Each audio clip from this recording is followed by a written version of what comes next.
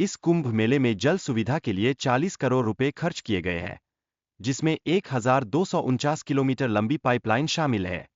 यह आयोजन कुल 6,382 करोड़ रुपए के बजट में किया जा रहा है। कुंभ मेले की भव्यता को समझने के लिए हमें 2013 में हुए महाकुंभ पर ध्यान देना चाहिए, जिसमें 12 करोड़ से अधिक श्रद्धालुओं ने भाग लिया। महाकुंभ का आयोजन त्रिवेणी संगम पर होता है। यहाँ गंगा, यमुना और अदृश्य सरस्वती नदियों का मिलन होता है, जिसका धार्मिक महत्व और इतिहास गहरा है। गरुड़, जो एक शक्तिशाली प्राणी है, का जन्म ऐसा हुआ कि उसके चेहरे में गरुड़ के गुण और शरीर में मानव के गुण थे। समुद्र मंथन के दौरान अमृत का निकलना देवताओं और असुरों के बीच संघर्ष का मुख्य कारण बन गया, जिससे उन्हें अमरत्व की प्राप्ति हुई। भगवान शिव ने इस समुद्र मंथन से निकले हलाहल विष को पीकर सभी प्राणियों की रक्षा की। इसी कारण उनका नाम नीलकंठ पड़ा। सरस्वती नदी का ऐतिहासिक अस्तित्व प्राचीन ग्रंथों में मिलता है। इसे समृद्धि और जल की देवी माना गया है, और यह भारत के महत्वपूर्ण क्षेत्रों से होकर बहती है। प्रयागराज का त्रिवेणी संगम गंगा, यमुना और अदृश्य सरस्वती का मिलन स्थल है। यह धार्मिक दृष्टि से बहुत पवित्र जगह है, जहां कुंभ मेले का आयोजन होता है। कुंभ मेले का आयोजन वैदिक ग्रंथों में तो उल्लेखित नहीं है, लेकिन यह ऐतिहासिक रूप से माघ मेला के नाम से प्रसिद्ध है। पवित्र नदियों में स्नान करना हिंदू मान्यताओं का महत्वपूर्ण हिस्सा है। सम्राट हर्षवर्धन ने 644 ईस्वी में प्रयागराज में आयोजित धर्म महासभा में भाग लिया और अपना सर्वस्व दान किया। आदि गुरु शंकराचार्य ने कुंभ मेले की परंपरा की शुरुआत की, जो हिंदू संस्कृति को सुदृढ़ करने में मददगार साबित हुई। कुंभ का आयोजन ज्योतिषीय गणना और खगोलीय स्थितियों पर आधारित होता है।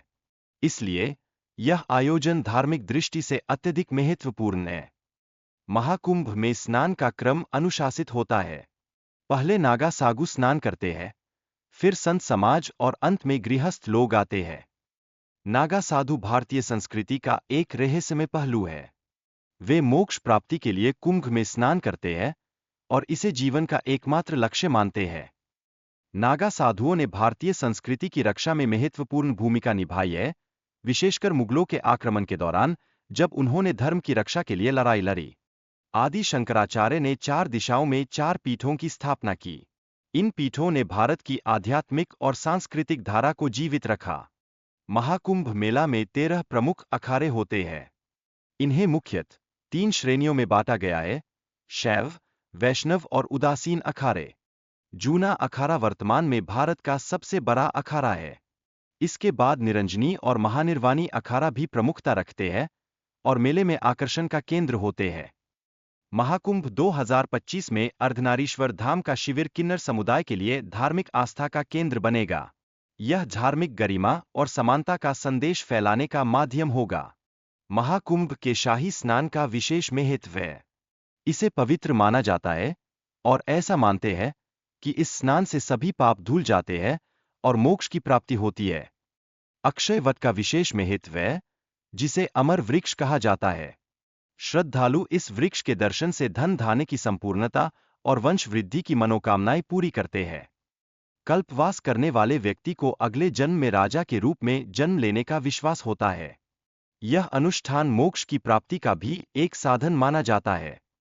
महाकुंभ मेला भारतीय संस्कृति का एक महत्वपूर्ण आयोजन है, जो 144 वर्षों में एक बार होता है। इसमें श्रद्धालुओं की बड़ी संख्या भाग लेती है और यह धार्मिक दृष्टि से विशेष महत्व रखता है। पूर्ण कुंभ और अर्ध कुंभ के आयोजन का समय और स्थान भिन्न होते हैं।